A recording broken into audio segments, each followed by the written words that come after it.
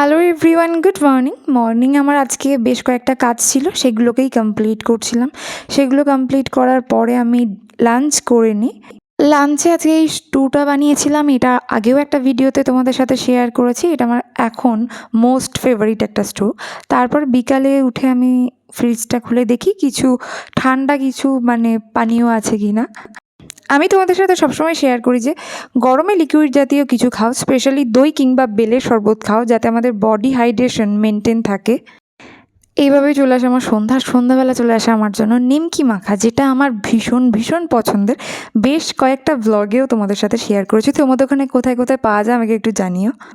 সন্ধ্যার পর বসেছিলাম একটা ভিডিও বানাতে এবং সেটাকে রাত্রিরে বসে বসে এডিট করছিলাম। তারপর ডিনারের পরে আমি খেয়ে নিই একটু আমার পছন্দের আইসক্রিম, যেটার মধ্যে ছিল ড্রাই ফ্রুটস। আর ড্রাই ফ্রুটস আমি ভীষণ রকমভাবে ভালোবাসি।